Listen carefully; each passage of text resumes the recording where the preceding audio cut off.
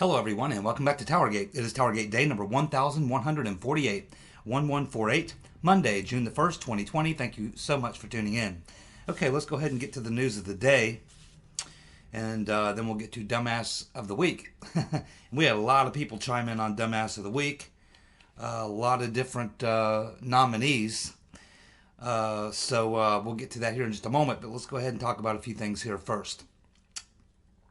Well, it shouldn't surprise anybody that Mr. Potato Head and the Jimmy the Weasel, Comey, both got on Twitter yesterday and essentially, what we'd expect from them to blame Trump for everything that's going on with the rioting and, of course, to essentially encourage the rioters.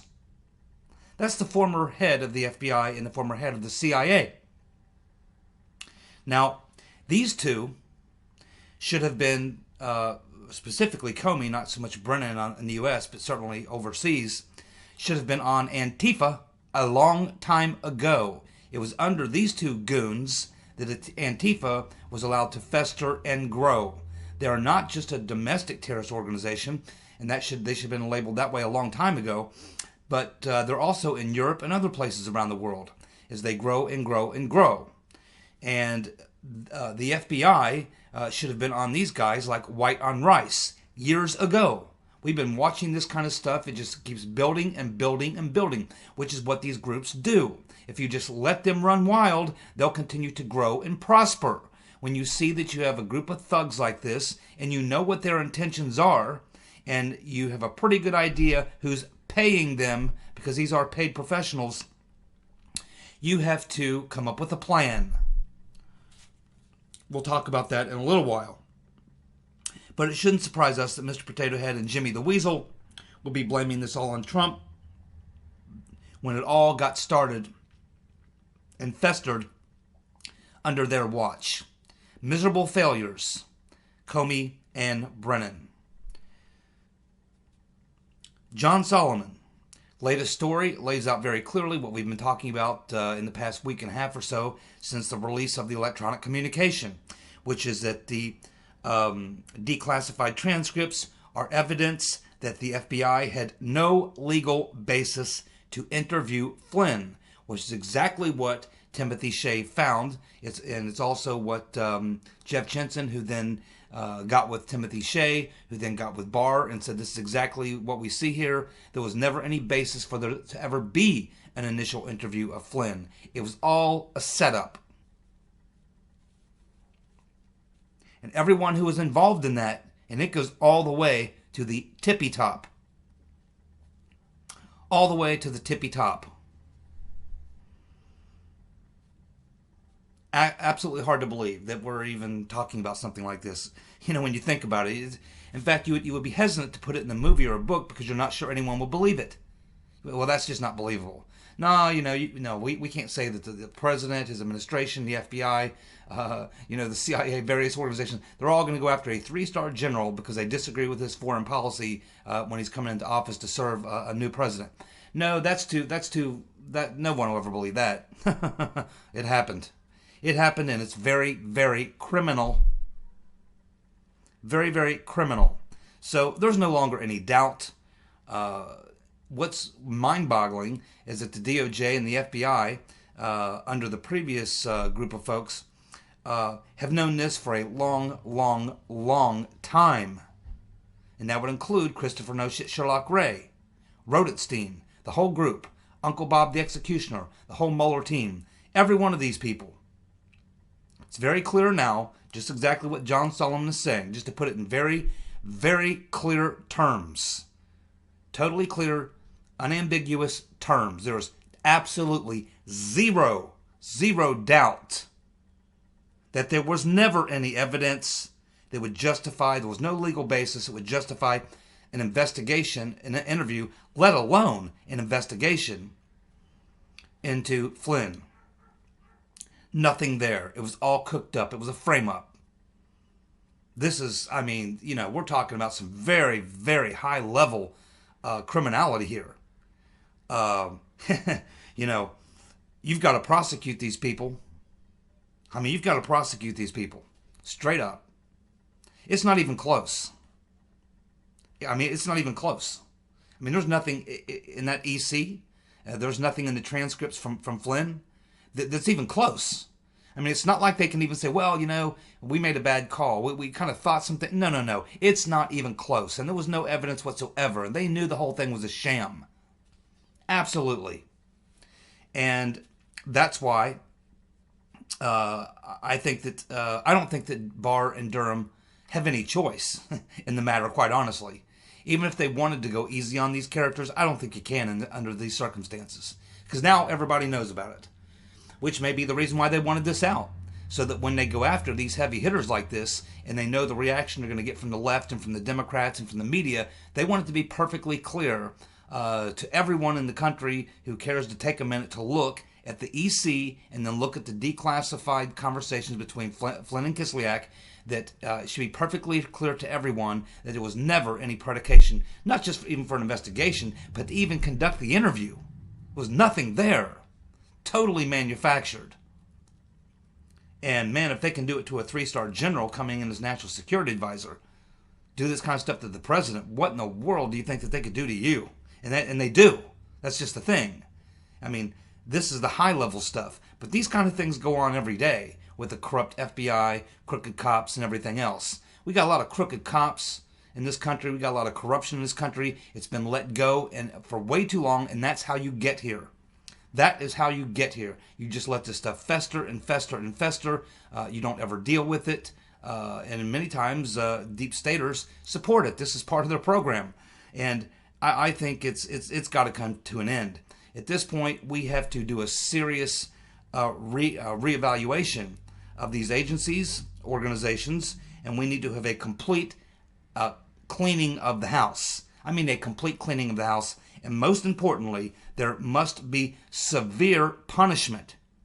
Severe punishment is how you make sure that people know in the future this stuff will not be tolerated. Long after Barr is gone, the FBI and CIA will unfortunately still be around. Long after Trump is gone, these organizations will still be around. This has been going on for decades and decades and decades. Barr and Durham have no choice, and they need to come down hard with a full hammer, everything they got, maximum penalties, hit them on every charge.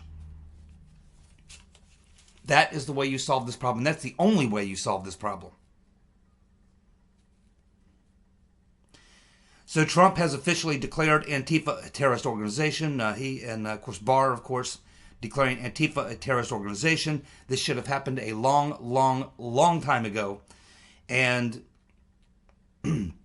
like I said earlier, you cannot let groups like this fester. Years ago, this wouldn't happen. As corrupt as the FBI is, back in the 50s, 60s, 70s, when these types of domestic terrorist groups would get involved in bombings. And a lot of this had to do with protesting the Vietnam War, opposition to the war, and all these sorts of things.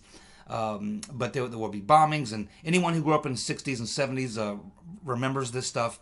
And back in those days, when they identified these types of what we call domestic terrorist organizations, they took them out.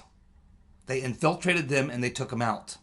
Now you have a group like Antifa, which is now has a kind of a global presence. They're in Europe as well. I think they're probably in some of the Asian countries. So I don't know all the countries where you'll find Antifa, but I think that they've spread pretty much around the world. And so how do you deal with this problem? How do you deal with this problem? Well, I can tell you that the police and the National Guard are not the way to deal with this problem. Yes, they have to be there to provide protection if you actually have a governor or a mayor who will actually do that. But as we've seen over the past week or so, these liberal mayors and governors just let these people run wild. And I'm surprised that Barr allowed this to go on as long as he did without finally making a statement. And we have to hope that they're going to put the kibosh on this immediately. But this group has to be taken out. Now, I don't know really where they started, but it seems to me that these guys, and I don't know this for sure, it's just my own memory I'm working off of here, it seems to me that these guys were kind of a spin-off from the Occupy Wall Street. And remember, what was Occupy Wall Street? Well, after Obama bailed out the banks, after they nearly destroyed the economy gave us this huge credit crisis from their shenanigans. They all got bailouts, while millions of low-income low-income households lost everything, including their homes. Lots of homes were repossessed. Lots of lower class, middle class people lost their homes in that crisis. And what did Obama do? He bailed out Wall Street, while the poor folks and just lower income folks lost everything. And that is really what started Occupy Wall Street. So it was Barack Hussein Obama that gave us that first group. And they attracted a lot of sponsorship and money, backing, financial backing. And I think people, opportunists like George Soros, who's been doing this stuff now for years and years and years and years, saw a golden opportunity for him and his billionaire friends to sort of get in and hijack this movement, or certainly fund it so that they can direct it and control it. And that's how this stuff gets started. So now the situation is metastasized to the point where it's now a real problem. It's way too big of a problem for the cops and for the National Guard. The only thing they can do is try to tamp down the protest and keep the violence under control and keep this stuff from getting out of hand, which it already has. It's way out of hand. It's way more out of hand than it ever should have gotten. And the response on the federal level, I think, was quite slow. But the response from mayors and governors in liberal states, liberal cities, was horrible. Horrible, and I think it's going to cost a lot of them in November, as a lot of business owners and people are going to realize that these liberal governors and mayors do not know how to deal with thugs, murderers, killers, robbers, marauders, and all these types of things. I think it's going to hurt the left big time in the election. I think it's going to help Trump if he does the right thing. So how do we deal with people like Antifa? They are essentially a domestic terrorist organization. They should have been labeled that a long time ago. So how do you deal with them? Well, to be honest with you, normally it would be the FBI, but I just don't have a whole hell of a lot of confidence in the FBI. But the FBI does have the resources, and they do have the people trained in dealing with this to handle one part of this, but there's several different parts of this. The first thing you got to do is realize that these people are professionals, that they are being funded by certain people, some of them named George Soros and his friends. And they have a objective, and it is to bring down the United States of America. Make no mistake about it. He said so himself. So the very first thing that you do, and this is where the FBI comes in, you cut off the money. The very first thing I would do is freeze Soros's assets, because it won't take them long. A couple FBI agents in one day can track the money that's bankrolling these guys back to Soros and his friends. That wouldn't take long to do. They're not that, it's not that they keep it that quiet or try to hide it. There's a lot of money flowing into these groups and probably splinter groups, offshoots of them, which is exactly what happens next if you don't get a hold of this thing right now. You end up with splinter groups because they'll grow so large that they'll begin to splinter up again. Then you get 2, 3, 4, 5 versions of Antifa. So what you want to do first is what I would do first, I should say, Attorney General Barr, you may want to pay close attention. The first thing you do is freeze all of Soros's assets inside the United States. You put a hold on any wire transfers from Soros or any of his related organizations into the United States. And you inform him that if he steps foot inside the country, he will be arrested. That's the first part of it. Cut off that head of that snake. Unfortunately, when you cut off the head of this type of snake, it grows another head back. Now, the role of the police and the National Guard is simply to deal with the violence that occurs at the local level when these groups all get together and start burning buildings, flipping over cars, and assaulting people, mugging people, and that sort of thing. That's a role for the cops and the National Guard, and they should be doing that much more aggressively than they are. But if you want to gut these guys, which is what needs to happen, you need to take these guys out. You need to take them out. And the experts at taking out these types of organizations is the military. specifically Delta Force, Squadron G. They are the experts at getting rid of these types of groups. They've been doing it for a very long time, and they know exactly how to do it. You infiltrate these organizations. You begin to create fear and paranoia within the organization, and they do it by infiltrating, and then they create what appears to be power struggles within the organization, and they execute some people. Let's put it that way. They kill some people, and they make it look like someone else who was challenging them for power within the organization is responsible. They used to do this with mafia groups as well, but they do it in other countries where they see these types of organizations coming up. You get in there, you infiltrate, you create fear and paranoia. Pretty soon it begins to paralyze them, and you're taking them out as you go, their leadership. Every time one pops up, a new leader pops up to replace the one, you kill him too, and you just keep doing it. In the meantime, you're also collecting a lot of data, getting the names of the foot soldiers. You refer that over back to the FBI, where they go into a database. Possibly you work with a couple other military organizations, and you begin to ferret these people out one by one and find out if they're really dangerous people or if they're just people who got caught up in something that they thought was cool or something. You kind of separate the wheat from the chaff. But you eliminate these organizations by first cutting off their funding, and by second, cutting off the heads of the snake. Every time a new head pops up, you cut it off. And the guys who do this better than anybody is Delta Force. It's time to bring in Delta Force to deal with Antifa. Give them guys a couple years and you'll never hear of Antifa again. Susan Rice says it's the Russians. They're behind this and they're the ones funding the riots. No, actually, Susan Rice knows very good and well that that's bullshit. Susan Rice knows exactly who's funding these people, because it's her good friend George Soros and his friends in the organizations that they support and back. And some of them are also tied to Clinton-associated organizations as well.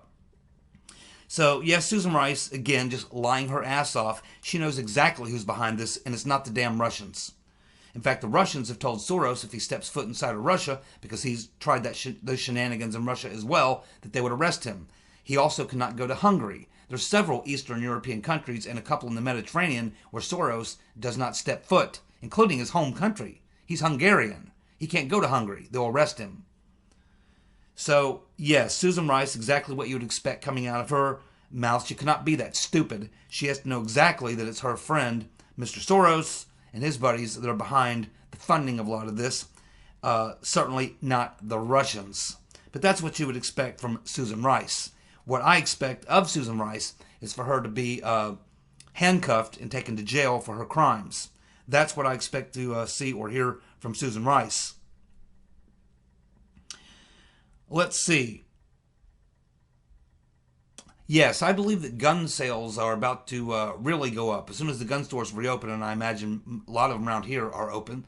But yes, gun sales are going to go up, because if people have learned anything in the past week or so, they've learned that when this type of stuff happens, and this is why me and many other people are gun owners and have permits and have plenty of ammo, plenty of what we need to defend our properties. This is what a lot of people are learning. That when you have these types of activities going on and they come along down your street and throw Molotov cocktails into your windows and start your house on fire, start your car on fire, maybe drag people out in the street and start beating them openly out in the streets, when this kind of stuff happens, guess what? You call 911, the fire department ain't coming. Hope you got a fire extinguisher. And the cops ain't coming either. You're on your own. That is why you need to have weapons and plenty of ammo. And possibly a fire extinguisher.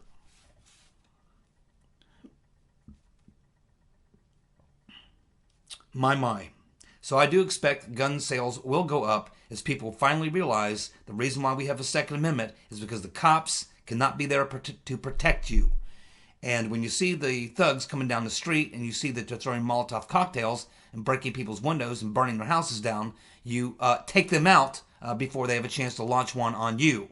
And then you let someone else worry about cleaning up the mess. That's what you do. It's called defending your life and your property. Now, I don't know where you live, but where I live, here in Butler County, Ohio, I know that I would be in good shape. That if this was happening here, if they were coming down my street and throwing Molotov cocktails, starting houses on fire, starting cars on fire, dragging people out of cars, I would absolutely take these people out. I absolutely would. And you know, I believe that if I found myself in a court hearing, I believe here in the county where I live in, that a jury of my peers would not convict me for defending my life and my property. But, you know, the way my dad used to always tell me, if you're ever in doubt, just remember, it's better to be judged by 12 than to be carried by 6. Better to be judged by 12 than carried by 6. It's a motto I live by. You know, the timing of the Dana Buente firing, as I said, I think it may have something to do with the fact that John Durham is getting very close to dropping the hammer, and I think that they don't want to have some of these people around who they know are going to be indicted because it could be very embarrassing for them, the fact that they've been around this long. So they're going to be fired anyway because they're about to be charged with a crime. So I think this may be moving some of these people out to save embarrassment. But again, because they're obviously not going to be able to perform their job at the DOJ or FBI because they're going to prison. But, you know, there may be something else going on here too. It could very well be that with Rodenstein being the first witness to testify to the Judiciary Committee, and we know that the role that Dana Buente played along with Rodenstein, that if Rodenstein is flipped, and I'm not saying he has, but if he has, the person that he will be dumping on will be Dana Buente. And so it may very well be that they know what Rodenstein is going to say when he's asked the tough questions, if he's asked the tough questions, and he is going to put it all on Dana Buente. That would be, you know, he was the guy under Rodenstein who was making a lot of the decisions, doing a lot of the things that Rodenstein was having to apologize for, not apologize, but make excuses for. Rodenstein, when he was talking about not coming forth with documents and stuff like that, he was saying, well, you know, there's professional people that we rely on, and those are the people that make those decisions. It comes to me and I approve it, blah, blah, blah, blah, blah. He was covering for Dana Buente, and he's not going to be able to do that any longer. And so it may very well be that they know that in the hearings, if Rodenstein tells the truth, if he's asked the right questions, that Dana Buente is going to be outed by Rodenstein, and maybe they wanted to make sure to avoid the embarrassment that's going to come out when Rodenstein is forced to come clean on who it was working between he and the Mueller team who was executing the cover-up, withholding the Brady information and all those other things. Dana Buente was that man. Now, let's go ahead and get to Dumbass of the Week. We've got a fairly large list of commenters here. And a lot of different players this week nominated. A lot of different nominees. Okay, Rick Sheck is going to go with the mainstream media and the brainwashed masses. Wallace Darling will go with Soros, George Soros. Stage Door Johnny will go with the Dems and the media hacks that call rioters peaceful protesters. Huh. You nailed it, Johnny. Dead on. Right along with a bunch of other people. Susan Lowell will go with Obama, and yes, he is guilty of treason. Well, at the very least, treason's a little tougher, but sedition, 100% for sure, sedition. Treason's a little tougher, but 100% sure, sedition, without a doubt. Mona Lisa, she will go with the idiots watching that old man lose everything in the riots. Yes, I think we know who you're talking about. Freddie Schaffer is going to go with Pelosi galore, Chuck the Cuck, and the Bug-Eyed Fool, Schiff.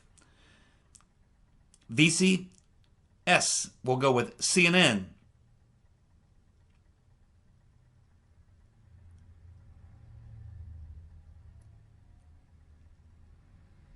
Yes, within the CNN and the fake on-air arrest as the lootings were taking place. Larry Lyons is going to go with himself for losing faith at times. Well, I got to tell you, Larry, I know how you feel sometimes, my friend. I'm sure we all do. Don't lose faith.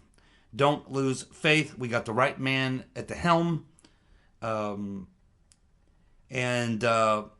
We've been through things like this in this country before. We'll get through this as well.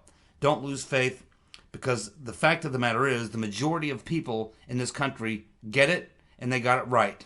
It's just that they're too busy just, doing their lives to be involved in a lot of the things you see. It's like 1% get 99% of the attention. The other 99% of us just go on about our lives. But believe me, Larry, if push ever comes to shove, we'll show our hand, and we will do so in force. So have faith, my friend. Net is going to go with Antifa. You nailed it, my friend. Joe Mack, Antifa, and Newsom. Joe Mack is dead on. Newsom, what a disaster. Lisa Bennett will go with anyone who loots, burns, destroys property in their own community. Yep, it's amazing to watch these people. Not only are they violent and crazy, they're stupid. Gregory Woolery will go with the Atlanta mayor, Keisha Lance, along with Christopher No Shit Sherlock Ray. Yep. Jen Cherstrom will go with John Roberts. Yep. He made a very, very bad vote this week in the Supreme Court, siding with the leftist. That should not surprise us. As I have said many times before, the stench of George W. Bush will remain with us for a very, very, very long time. And this is just another example of that.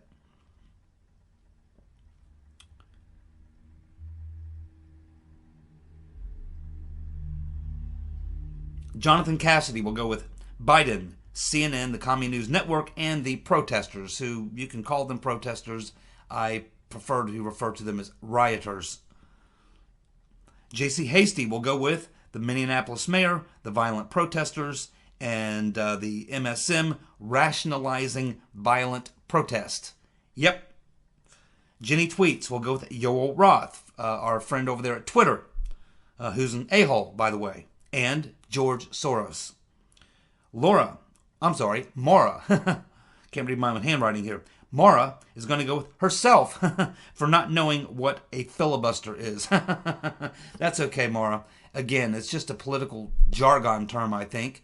Not everybody knows what a filibuster is. But it just seems like a filibuster is basically just when you're wasting time. A lot of times in Congress, if they want to kill a bill, what they do is they have a filibuster. They'll just sit there and read from books. They'll recite poetry. They'll do whatever it takes. Rand Paul's done a couple of filibusters to stop a bill from being passed into law. You just start talking and talking and talking and talking and talking and talking, and you can go for hours and hours or days and days. That's the filibuster. It's a political tool used to stop a piece of legislation. Bobby B will go with the reporter standing in front of a burning building with rioters telling us it was a peaceful protest. Yeah, I saw that. I saw exactly the report you're talking about. The guys, I think it was CNN, and he starts saying, these are just peaceful. Most of it's all peaceful, and in the process, he actually gets hit. They actually throw a bottle at him while he's doing that. Fire's raging in the background. Yeah, it's just a peaceful protest. CNN, man, you gotta wonder how that network stays in business. Their ratings have to be collapsing at this point.